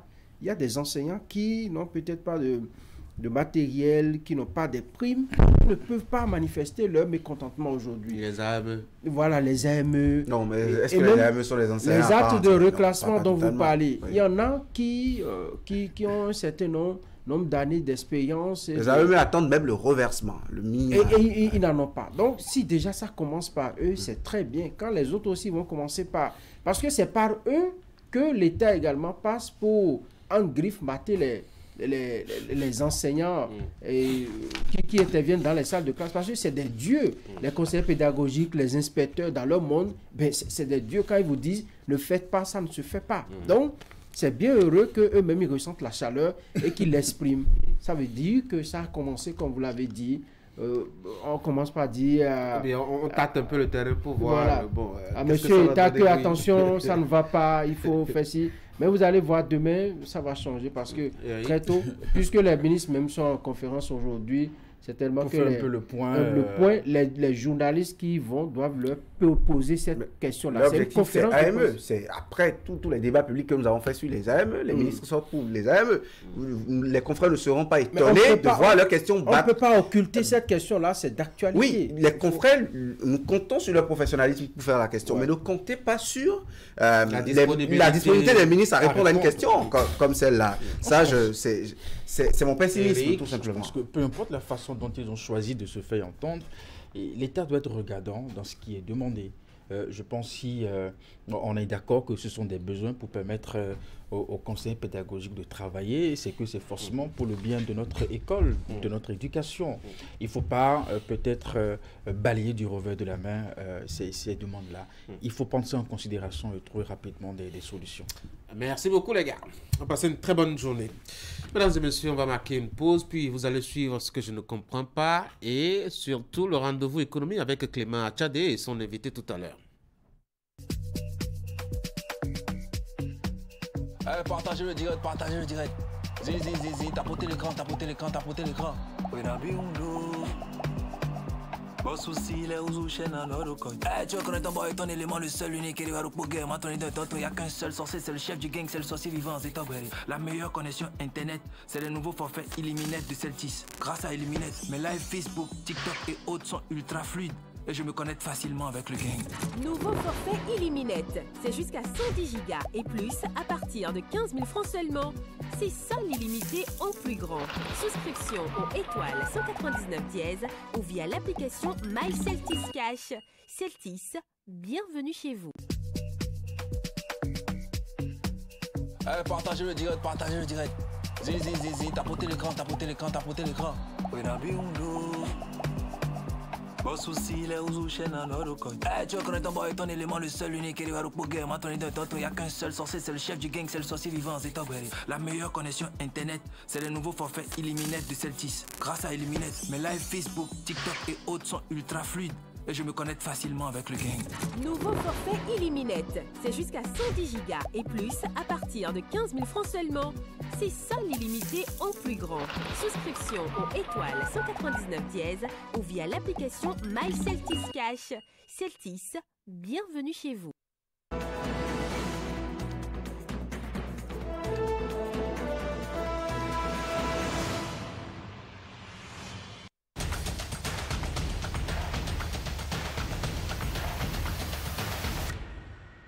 Voilà, moi, ce que je ne comprends pas là. Tu vois du tout, on nous a bloqués ici. On a venu trouver problème entre les deux présidents. Donc, un chauffeur ne peut pas rentrer dedans. On est là en train d'attendre. Si le temps vient, le temps va faire. Dieu va gérer tout. On a laissé tout sur la main de Dieu. On pire, on dit Dieu. Tout, Dieu va gérer tout. Inch'Allah, tous ceux qui viennent là, ça va se passer, Inch'Allah. Ce que je ne comprends pas, moi je ne comprends pas, tu as bloqué la voie, la voie là, c'est gâté, tu vois nous, il n'y a pas mangé, il y a malade beaucoup, tu vois nous, problème beaucoup même. Si tu as expliqué là, jusqu'à demain comme ça, tu as expliqué. Au nom de Dieu, patron, problème c'est beaucoup, Ce que je ne comprends pas, c'est que vers fin juillet, lorsque la frontière est bloquée, tout le monde s'attendait à que le lundi, on ouvre la frontière. Mais jusqu'alors, ce qu'on ne comprend pas, on ne sait pas qui a fermé la frontière, pourquoi la frontière nous va. Ce qu'en plus on ne comprend pas, c'est que, bon, on nous laisse partir, c'est tout ce que nous on demande. Laissez-nous partir, ouvrez la frontière, nous on va partir. Parce que ici, la plupart du temps, ce sont les mosquées qui nous tuent. Non, la plupart sont tombés malades. Moi-même, j'ai eu le palu. Après le palu, j'ai eu les maux de ventre. Et actuellement, c'est la toux qui nous dérange. Ce que je ne comprends pas, les deux présidents là, ils ne vont pas s'entendre pour ouvrir la frontière là, nous-mêmes on serait un peu à l'aise parce qu'on est en train de souffrir. Quand il va, par exemple, maintenant, hier, on a été Kandi, Boussoukari et Gaïa au niveau de l'eau. Les gens sont en train de souffrir. Ils n'ont qu'à essayer de se comprendre et nous libérer. Ce que moi je ne comprends pas, pourquoi je suis assuré et quand, par malchance, je fais un accident ou sur les installations publiques, on arrête le matériel qui est le camion ou mon véhicule qui me permet quand même d'accéder à mes 10 droits. Et puis on me dit qu'il faut payer avant que l'assurance me paye. Alors pourquoi je vais dans les compagnies d'assurance faire assurer mon camion ou mon véhicule? Je veux savoir pourquoi. Quelle est la nécessité d'aller se faire assurer dans ce cas-là?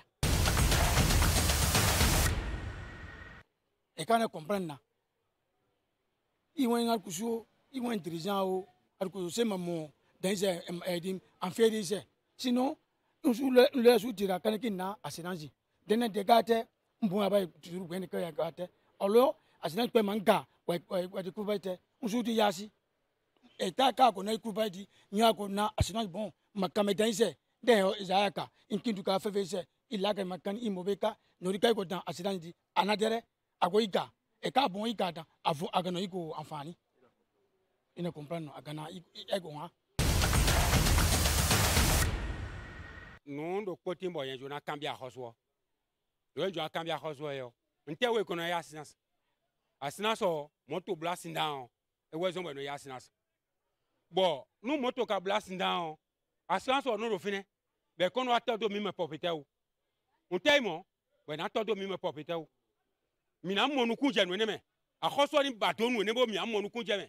Et si la séance est yémini, il faut la séance est yémini. A bien séance vrai vrai, à recevoir mon conduit déjà séance n'est yémini. Pour mieux la séance, pour moto dans place indant, pour propriétaire on a les voies dans le commun. Mais à mon conduit nous n'aimons. À recevoir une bateau n'a mis à mon conduit nous n'aimons. Nous n'aimons pas mais les tamas mon conduit. Maman, tant soit vendre boulot à séance de sous aussi nous quoi.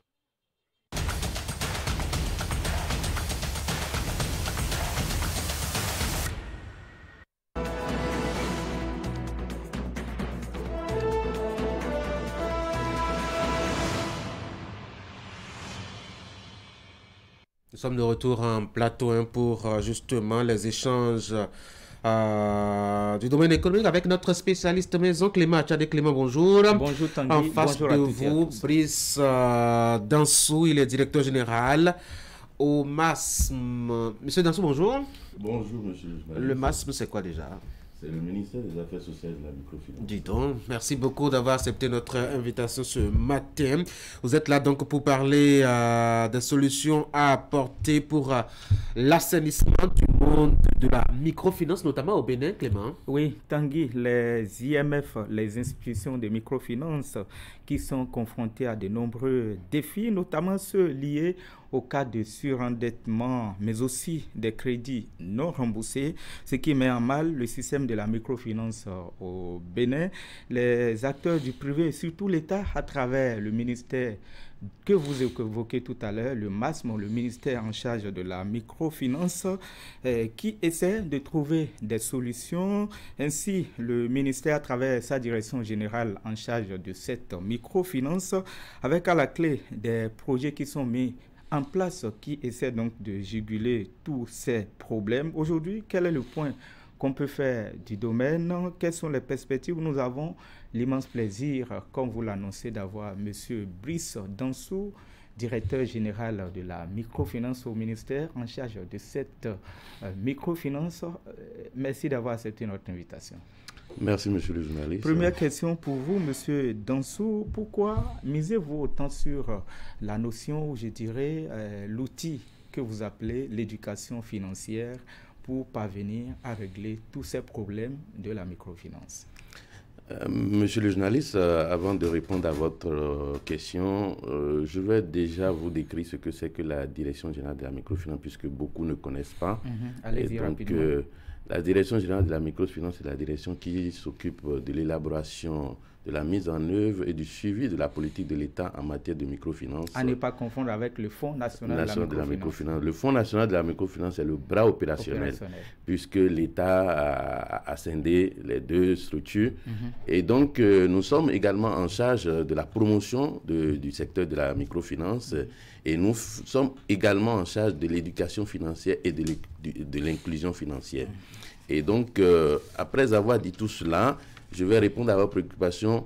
Aujourd'hui, oui, nous utilisons l'éducation financière pour régler le problème du surendettement, parce que une population qui est bien éduquée, c'est une population qui est responsable.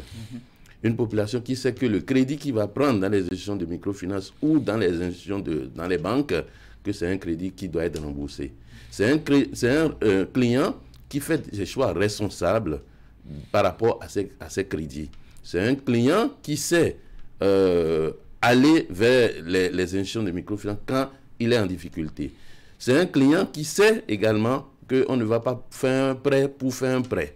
On va faire un prêt parce qu'on a un projet. Et donc, quand vous mettez tout ça en place, c'est que ce soit le client, que ce soit le système financier décentralisé, les deux sont en harmonie parce que, oui, l'un vient régler le problème de l'autre et l'autre sait que, oui, en empruntant de l'argent, c'est pour aller régler ces problèmes. Donc, voilà pourquoi nous utilisons ce levier pour pouvoir régler tous les problèmes qui sont dans ce secteur de microfinance. Alors, monsieur le directeur général, je le disais, on connaît les problèmes ou les maux qui minent ce secteur. On ne va pas revenir sur les scandales qu'on a connus avec les fonds impayés, les crédits alloués parfois même par l'État, ou disons la politisation, si vous voulez, de ce secteur à un moment donné où les gens l'ont pris pour faire de la politique, ce qui ne devrait pas être le cas. Les problèmes sont connus. Le surendettement parfois des clients, mais aussi vous agissez sur, je dirais, la protection des clients des SFD, les systèmes financiers décentralisés de façon concrète. Que fait finalement votre direction générale qui est en charge de la microfinance? Merci, monsieur le journaliste. Comme je vous disais tout à l'heure, nous faisons de l'éducation financière et dans le même temps, nous essayons de montrer aux clients ses droits et devoirs. Parce que le client qui connaît ses droits, il doit pouvoir connaître ses devoirs. Ses devoirs, c'est de pouvoir rembourser ses crédits, comme je le disais tout à l'heure. Et donc, le MASM, nous sommes aujourd'hui en train d'utiliser un canal qui n'a jamais été expérimenté au monde. C'est lequel? C'est le canal des CPS. CPS, qui dit CPS, c'est les centres de promotion sociale. Comment on peut faire venir les centres de promotion sociale qui se justement, en question des questions sociales? Justement, c'est ce que nous pensons. Allez visiter les centres de promotion sociale, vous allez voir. On pense que ce n'est que les populations analphabètes qui visitent les centres de promotion sociale. Non, c'est faux. Vous et moi, il y en a qui, aujourd'hui, des fonctionnaires qui vont dans les centres de promotion sociale pour aller régler un certain nombre de problèmes parce que ces assistants sociaux vont les aider pour pouvoir régler les problèmes qu'ils ont, que ce soit sur le plan financier, que ce soit parce que vous allez constater qu'un client aujourd'hui qui ne connaît pas ses droits, c'est un client qui est en impayé, tout de suite, qu'est-ce que les gens font? Ils prennent la clé des champs. Alors que non, devoir de l'argent n'est pas un crime. C'est ne pas avoir la volonté de pouvoir payer, de rembourser, qui est un crime. Donc aujourd'hui, dans ces centres de promotion sociale, puisque l'État veut faire de ces centres de promotion sociale des guichets uniques de protection sociale. Qui dit protection sociale, c'est que le client qui va pour un problème dans ces centres-là, aujourd'hui, doit pouvoir trouver solution, doit les rediriger vers les structures appropriées pour pouvoir aller régler le problème. Donc, nous utilisons ce canal-là. Ces agents qui sont dans les centres de promotion sociale, nous les outillons. Puisque à la base, ce n'est pas leur corps de métier. Et donc, nous outillons en matière d'éducation financière pour pouvoir, après, éduquer la population, puisque c'est ces agents-là qui sont plus proches, qui sont à la base, qui sont plus proches des populations. Et donc, nous sommes en train d'utiliser ce canal-là. Et on l'a expérimenté. À la date d'aujourd'hui, je peux vous avouer, en 6 mois de ce projet pilote, nous avons formé 1800 clients en éducation financière.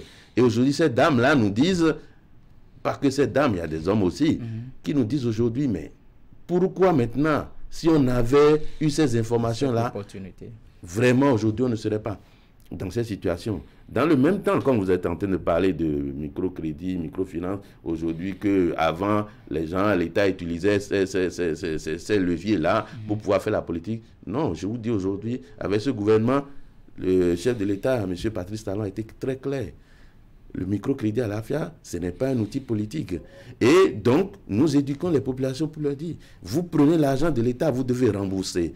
Et donc, effectivement... On ne pense pas que comme je suis un soutien... Oui, non, ce n'est pas un soutien. Donc, c'est pour aider, parce que vous savez, il y a des gens aujourd'hui qui ont besoin de 20 000 francs pour démarrer une activité générative de revenus et qui n'ont pas. Aujourd'hui, l'État, nous avons fait la première phase qui est de 0 à 50 000, mais aujourd'hui qui a montré qu'effectivement, la population en avait besoin. Et donc, nous sommes passés maintenant à la phase de 100 000. Et donc, les populations sont contentes parce qu'il y a plusieurs personnes qui ont démarré des activités. Et grâce à l'éducation financière que nous apportons à ces populations-là, mais allez voir, c'est les clients même qui vous appellent à l'approche de la date de remboursement, de l'échéance, qui vous appellent, qui vous disent « Ah, je dois payer mon argent, comment je fais? Mon téléphone a un problème, comment je... » Donc, aujourd'hui, les clients sont responsabilisés. Voilà à peu près ce que nous faisons. Oui. D'accord. Alors, je vois que vous faites un véritable travail sur le terrain. Dites-nous quelles sont finalement les cibles, les principales cibles que vous touchez à travers ce mécanisme de sensibilisation, mais aussi d'éducation financière. Monsieur le journaliste, comme je vous disais tout à l'heure, les gens pensent que c'est les populations analphabètes seulement qui ont besoin d'éducation financière. J'ai dit non. Vous et moi, par exemple, nous avons besoin d'éducation financière. Vous voyez, il y a plein de fonctionnaires qui sont surendettés. Et donc, nous sommes en charge... En réalité, la notion même, elle est nouvelle, hein, quand on dit éducation financière. Oui, ce n'est pas encore dans les cultures ici. Mais nous œuvrons, nous travaillons pour cela, pour pouvoir faire entrer dans les curricula de formation l'éducation financière. Nous sommes en discussion avec le ministère de l'Éducation financière, de l'Éducation nationale aujourd'hui, pour pouvoir faire entrer ça là, l'éducation financière dans les curricula. Et donc, comme je vous disais tout à l'heure, nous tous, nous avons besoin d'éducation financière. Il y a des fonctionnaires qui sont surendettés. Et donc, c'est toute la population. Notre mandat, le mandat que le gouvernement nous a donné, c'est d'éduquer toute la population. Je vous raconte une anecdote. Nous avons aujourd'hui des cadres de concertation qui sont animés par les préfets. D'accord? Et quand vous profitez. Nous profitons, nous allons. La dernière fois, nous sommes allés quelque part où, dans nos exposés, nous avons travaillé. Mais il y a un commissaire qui dit, mais non, et il n'était pas informé de ces outils-là. Et donc aujourd'hui, nous sommes en train de voir nouer un partenariat, par exemple, avec la police nationale, pour pouvoir prendre en charge les policiers qui sont en formation. Quand ils vont sortir, nous les prenons pour 2 semaines pour les éduquer financièrement. Et pour finir, vous savez aujourd'hui, l'État a un programme qui s'appelle H-Formation. Et donc, c'est pour pouvoir recycler les ouvriers dans leur corps de métier. Et donc, aujourd'hui, nous les récupérons à la sortie et nous les éduquons financièrement parce que l'État, après, leur met des ressources à disposition. C'est un prêt qu'il faut rembourser pour pouvoir soit s'installer ou pouvoir booster leur activité. Aujourd'hui, nous sommes en partenariat avec H Formation et quand ces quotes-là vont sortir, nous les reprenons et nous les formons en éducation financière pour leur montrer que non, la planification, un prêt, c'est une planification, l'épargne, le remboursement et ton crédit à échéance. Donc, voilà un peu, c'est toute la population que nous éduquons. Ce que vous citez jusqu'à présent, ça c'est le côté public. Quels sont vos rapports dans ce travail que vous faites avec les promoteurs, quand même les institutions de microfinance, les SFD? Pourquoi vous ne les impliquez pas dans ce travail? Parce que je ne vous entends pas parler d'eux. Bien sûr, monsieur le journaliste, nous travaillons avec le système financier décentralisé, nous travaillons avec tous les acteurs. Et puisque, par exemple, cette année, nous avons fait plusieurs formations et des ateliers, par exemple, pour la gouvernance des IMF. Parce que le gros problème aujourd'hui au sein de ces institutions, c'est la gouvernance. C'est la gouvernance. Donc, la bonne gestion. La bonne gestion. Parce que parfois, il y en a qui perdent aussi l'épargne publique, qui collectent l'épargne et après qui disparaissent. Qui disparaissent, je suis d'accord avec vous. Donc, nous les éduquons, ces systèmes financiers décentralisés, nous les éduquons aussi. Nous avons fait des ateliers, comme je disais, en gouvernance.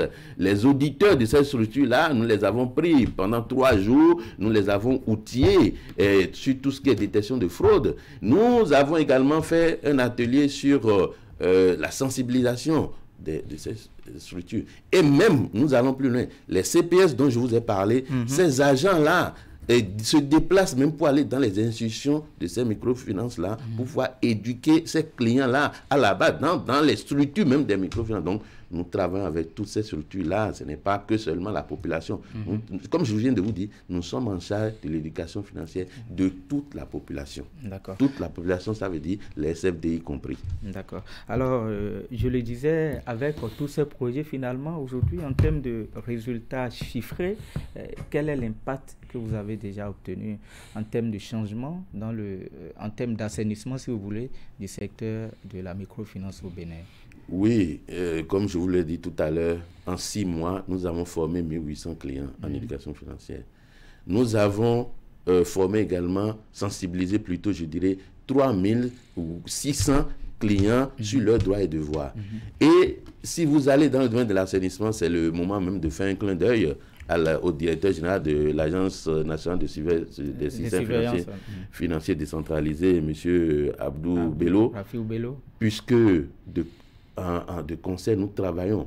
Les CPS aujourd'hui, et quand dans leur travail, ils détectent des structures qui sont implantées illégales, ils nous font les remontées d'informations. Nous remontons ces informations directement à l'agence et qui, dans les minutes qui suivent, se déplacent sur le terrain, puisque c'est leur rôle. Nous, notre rôle, ce n'est pas la surveillance. Nous, notre rôle, c'est la promotion. Et donc, ils vont et pour faire les investigations. Et aujourd'hui, comme je vous l'ai dit, c'est tolérance zéro pour ces structures illégales. Et donc, nous aidons également ces structures qui veulent se formaliser, nous les aidons à se formaliser. D'accord. La protection des clients, la population à la base, certes, mais il faut quand même aussi penser à comment protéger ces IMF, ces institutions de microfinance, ces SFD qui sont des acteurs privés. C'est vrai, vous travaillez avec eux, mais que faites-vous disons, pour pouvoir aussi les protéger, parce qu'il y en a, malgré vos sensibilisations, qui ont en tête que quand on prend de l'argent, on peut disparaître. Que faites-vous pour protéger justement, les SFD? Comme je vous l'ai dit, nous protégeons les SFD parce que nous travaillons avec eux. Les SFD qui ont des difficultés, qui nous les remontent, nous essayons de faire l'intermédiaire. Est-ce que vous les aidez, par exemple, à avoir des fonds de garantie? Bien sûr, mais allez voir, qu'est-ce que fait le FNM aujourd'hui? Le FNM subventionne ces SFD, et donc il lui apporte des soutiens financiers. Donc, ils ne peuvent pas dire que nous ne travaillons pas avec eux. Nous travaillons de la main dans la main, puisque c'est un ensemble. Sans eux, il n'y a pas de clients. Donc, voilà. D'accord. Alors, quelle va être la suite? Nous sommes vers les toutes dernières secondes. Quelle va être la suite après le projet pilote qui est à sa fin? Non, dans les jours à venir, justement, le projet pilote a fait ses preuves. Et donc, aujourd'hui, le gouvernement nous a autorisé à pouvoir, parce que dans le projet pilote, c'est 5 CPS qu'on avait pris.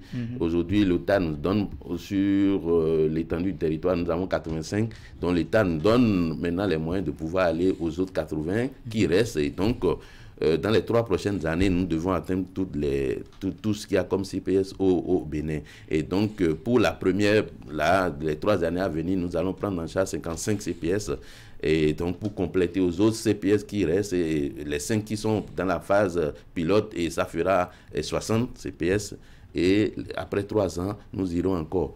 Et dans le même temps, je profite pour vous dire, il y a de cela 3 semaines, le gouvernement a adopté le document de politique de la microfinance, qui est le soubassement même du secteur. Et donc, avec ce document aujourd'hui, vous allez voir, nous allons déployer des activités sur le terrain.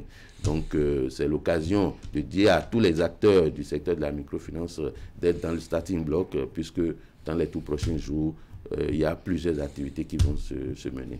Brice Dansou, je rappelle à nos téléspectateurs que vous êtes le directeur général de la microfinance. C'est au ministère des Affaires sociales de la microfinance. En tout cas, c'est un plaisir d'avoir partagé ce moment de sensibilisation de nos populations, surtout la population rurale, sur la question de la microfinance. Tanguy Agoy, c'est tout. Merci beaucoup à vous, Clément Tchadé. De ce mercredi. Merci, bonne journée à vous. Monsieur le directeur général, bonne journée à vous. Merci, monsieur le journaliste, bonne journée. Mesdames et messieurs, quelques soucis au niveau de la régie me souffle le temps à l'oreille. Vous ne pourriez pas avoir droit à votre revue de presse de ce matin. Je m'en veux bien de mettre un terme à cette émission à ce moment précis. Merci d'avoir été des nôtres. Certainement qu'on reviendra avec une équipe complète demain quand on sera jeudi matin. Prenez soin de vous et bonne journée.